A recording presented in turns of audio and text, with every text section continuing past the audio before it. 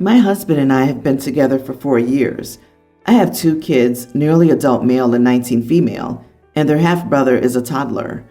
This past week, my husband had an emergency. His dad had a medical emergency, and he wanted someone to watch our son.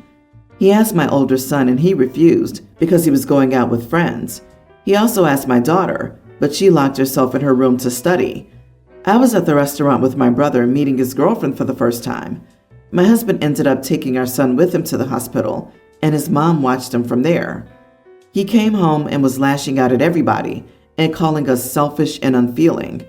I tried to explain that the kids were busy, but he told me to get the F out with that bull because my older son could have skipped the hangout and watched his brother, and my daughter could have watched her brother while studying instead of locking herself in her room.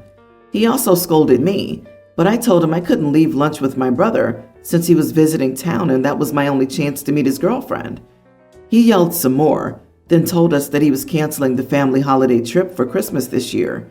The 2 older kids were upset and said it was unfair. I called him unreasonable to cancel the trip and punish the kids, and possibly me like that. He refused to discuss it later. Now the kids and I aren't speaking to him, and he's saying, good riddance. Edit. My husband was supposed to watch our son at the time. That's why I went to see my brother at the restaurant. The kids aren't used to watching their brother when neither parent is home. It's a medical emergency, but everybody's hanging out, studying, or lunchy munchies. You are the idiot, OP. He's your son too. When there's a family emergency, you drop everything to help. Meeting your brother's girlfriend for the first time is not a valid excuse to not go watch the kid. I mean, what the heck? Clearly, you put your husband very low on your list of priorities. I don't blame him for canceling. You guys don't deserve it. Honestly, in times of crisis, people really show their true colors. OP and her kids showed theirs. If I was OP's husband, I'd be out the door. But I would do just about anything for my family in an emergency, and they have done the same for me. To be unwilling to skip lunch or a random hangout is despicable. It shows just how little OP and her kids care about OP's husband and how selfish they all are. Yeah, that's what I thought too. It's not just someone's kid, it's her own son and her other kid's half-brother. Even if they had no kids, the idea that OP would just go, well, my father-in-law's been rushed to the hospital and hubby's in a state, but oh wait, here comes the starter. I guess he can cope alone. Like, what? You tell your brother there's been a family emergency, apologize, get your butt to the hospital, and support your spouse. Do they not do for better or worse in sickness and in health in wedding vows anymore? Has it been replaced with, I'll be there when it's convenient, now screw off, here comes the pudding? I'm wondering if she married the guy for his money and had a baby to lock that money down, because nobody with a young kid who actually cared about their husband would do this. Oh no, your father's in the hospital? Too bad, you'll have to take my kid's half-brother with you because my brother and meeting his girlfriend are more important than your father is sick. Right? Forget about rushing home to just look after your own child. What about emotionally supporting your poor, distraught husband? I've canceled social obligations for less to support my family. Seriously, if my sister said, oh no, my husband has an emergency, I'd be offering to mind the kid myself so she could go to help. OP, it's not that you couldn't help him. It's that you wouldn't help him. And actions have consequences. If you don't do the work, you don't get the reward. And yes, be prepared. You'll probably be served divorce papers sooner or later. Congrats. Update. My husband just told us that he'd be spending Christmas with his family, saying he needs to be around his dad anyway. The kids said that they would just go to their bio dad, since they and my husband are still not talking. Neither of the kids is happy with how things turned out. Things have gotten out of hand, and the problem has gotten bigger.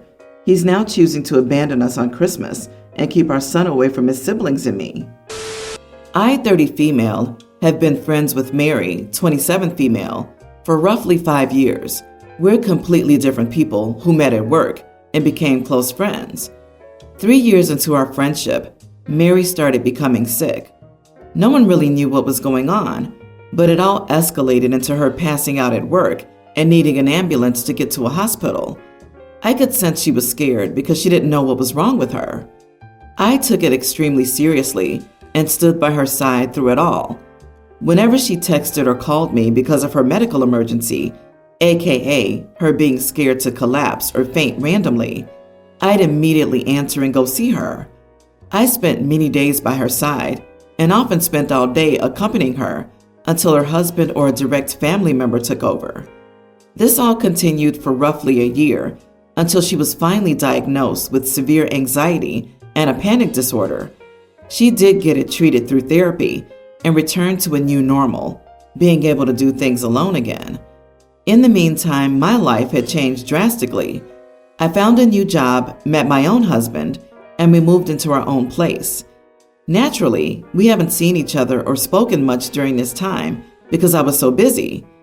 Anyway, I found out that Mary's condition had worsened recently when she called me in the middle of the night, asking me to accompany her until her husband returned from work. I did go to see her, and upon asking her why therapy was no longer helping, she claimed she quit therapy because she wanted to get through it on her own. I asked her if her family knew, but she said she didn't want to worry them, so they didn't know. Her husband knows. Well, her calls became more frequent again, but this time it was hard for me to just leave everything and be there for her. At first, I was there for her again, but with time, I just didn't have the energy to do it anymore. Her requests became irrational and more demanding. And while I have sympathy for her and her condition, I see no point in putting up with it if she's refusing proper medical care, let alone help from her immediate family. So I started making up excuses why I couldn't help her at certain times. It all boiled down to last Thursday when I got a message from her at 4 a.m. asking me to take her to her parents' place because she had a medical emergency. I saw the message, but I ignored it because I just couldn't take it anymore. So I ghosted her and went back to sleep.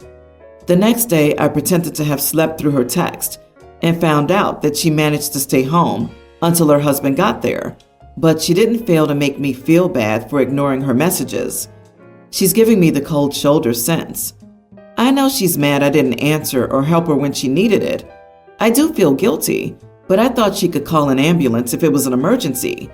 So, am I the idiot for ignoring my friend during another of her medical emergencies? Not the idiot. Your friend is using you. Suggest you get a caregiver if she doesn't want to go to therapy. She's clearly not getting through it on her own. You're not an emotional support pet, right? The fact that Mary expected OP to be awake at 4 a.m.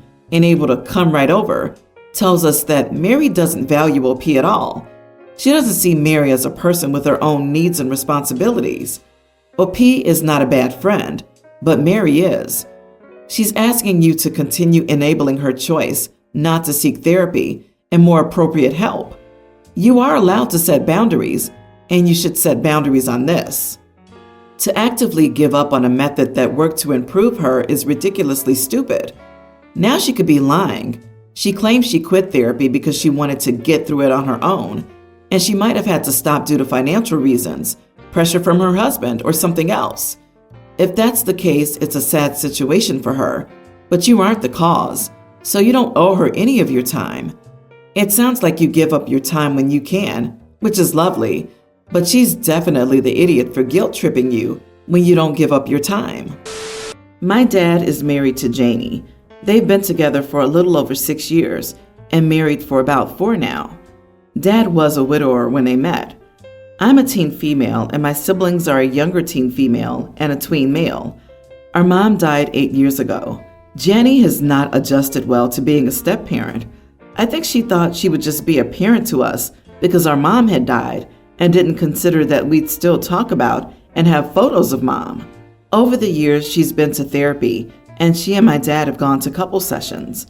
In the last year, the 5 of us have gone to family therapy, and she's admitted it's hard for her because she feels like she's second best or consolation to us and that we don't really love or want her. Dad assured her that we all love her just as much as mom, that she's his number one and is vital to our family. For a while, then in sessions, she and the therapist would talk about how she feels like she's not a true member of the family, like she's a second-class member, not someone we see as important in the structure of the family. She said she never felt love from any of us, and she feels like even extended family, which she explicitly said was grandparents and my aunts and uncles, come before her when it comes to us kids. She said she sees it in so many things, including the way we don't regard her parents as our grandparents or her two sisters as our aunts, and how for one special teen birthday, we did a nice dinner party, but my guest list included both my mom's and dad's side of the family, but not her side. And my sister was the first to speak during all of this, and she said nothing was ever done to make her feel bad, that she just doesn't think of her as a mom or as her parent. Once that was said, she talked about how much that makes her feel bad and like she's not truly accepted. The therapist asked us to consider whether we'd be willing to deepen the relationship so she felt equally as loved and as important as our dad. And Dad wanted us to consider ditching our typical Christmas dynamic and spending time with her parents exclusively this year. Then 3 weeks ago, she brought up that I had made something for class that went into details about my family, and she pointed out that she and her family were not mentioned. Then she asked me why my grandparents, aunts, uncles, and cousins were mentioned on both sides, all with their own pages, but I couldn't make room for the most important woman in my life, her. I told her because she's not the most important woman in my life. I told her it would always be my mom, followed by my two grandmas. She asked if she was just second best, and then if she was unimportant, and I refused to answer. Afterward, my dad and Janie both told me that I was cruel to say that she wasn't the most important woman in my life, when she was there every day and had done her best. Am I the idiot? Not the idiot. And I think stepmom needs a different therapist, because it doesn't seem like she's getting a lot out of this one. Your feelings about this are valid, and Dad is wrong for trying to force you to deepen the relationship when it sounds like the stepmom is burning bridges and looking for a ready-made family of her own. I think stepmom is getting what she wants, which is emotional validation, rather than what she needs, which is actual therapy to uncover the core beliefs and life experiences that have created her distorted view of things in the first place. If she and OP's dad genuinely want things to change, it's time to find a new therapist. Geez, this woman's need to erase your mom is insidious. She can't guilt or force you and your siblings into giving her the emotional connection she's looking for. All she's doing is creating resentment. The reason blended families have a higher failure rate is because the step-parent has a habit of coming in with this expectation that they'll be on the same playing field as the kid's bio parent. Unfortunately, it doesn't work that way. I, female 20, am a university student. I live at home with my parents and I pay them rent. Recently, my mother held a family gathering at our house. I wasn't able to go as I had to work. When I got home, I noticed my laptop wasn't where I had left it. It was acting up and was near unusable. I asked my dad about it, and he said that my mother let my little cousin Keith, a young male teen, use the laptop to keep him entertained, and that he sat in my room for a while with it. After further investigation, I realized that Keith had been going on adult websites on my laptop and downloading files off them. I put two and two together and realized he probably gave my laptop a virus. I took it to a computer repair shop, and they gave it back to me working the next day. It was kind of embarrassing, but the tech guy at the shop confirmed that the virus was from the adult websites. The laptop started acting up again, and I took it to a different repair place and explained the situation. Unfortunately, the manager told me it wasn't realistically fixable and told me to just replace the whole laptop. I was furious, as the laptop was extremely expensive, about 1.5 grand, and it was a gift from my paternal grandmother, who got it for me around 6 months ago. I told Keith's parents, my uncle and his wife, what happened, and asked that they cover the expenses of a replacement laptop. They thought the whole situation was really funny and told me that Keith was just being a boy and that I could just get a cheaper replacement. I told them they were being ridiculous and that I shouldn't have to foot the bill for their son wrecking my laptop. They said it was my mother's fault because she let him use a laptop that didn't have parental controls, and that's just what happens with teenagers, and that I shouldn't be so sour about it. I'm in university, and I need a laptop, and I can't afford to just go out and get a new one. Not the idiot, and your mom is the one who you should be asking to pay.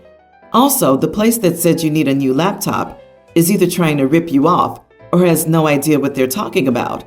A virus might make your data unrecoverable, but it won't make the hardware unusable. The worst case scenario is you lose your data and have to wipe everything and reinstall the OS. I bet this place also sold computers. Hey, you don't know jack about our fixes, but it's unfixable. Buy a new one from us. Anyway, your mother needs to replace it since she's the one that loaned it out. Let her get the money from your aunt and uncle. I can't believe the number of parents who ruin and lose their children's expensive things this way.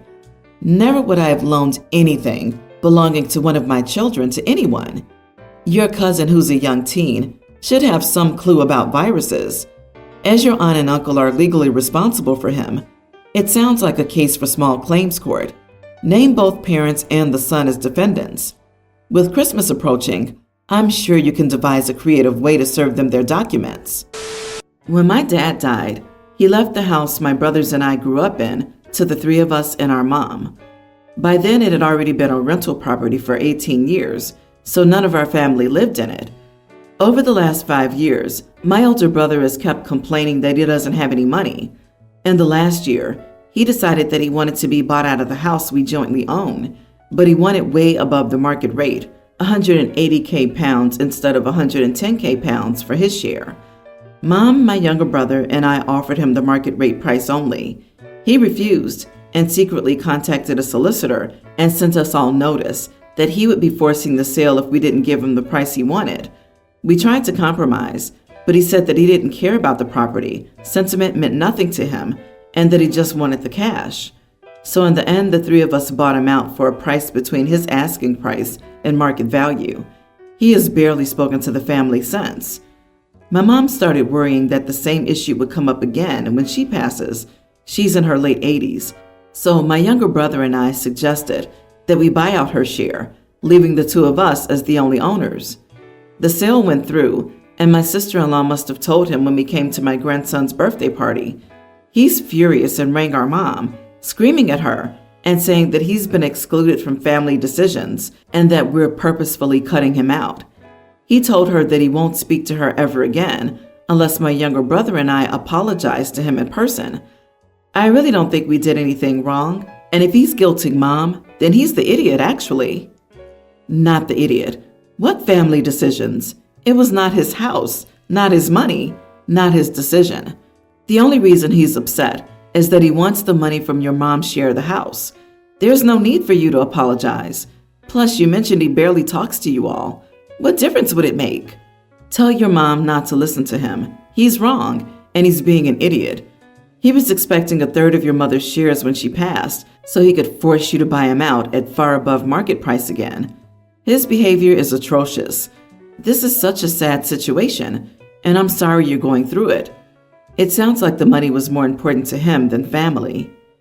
Yep, you're right that he already got far more than his share of the money for this house. He's being a huge idiot, and you've done nothing wrong. In fact, you're doing the smart thing by eliminating any chance that he'll try to double dip. And if that house does have sentimental value to you, your brother and your mom, you're also doing the morally right thing by protecting it from his attempt to force a sale in the future. Personally, as hard as it is, I would call his bluff here. His presence in your life isn't a gift to you. If he threatens to walk away, let him.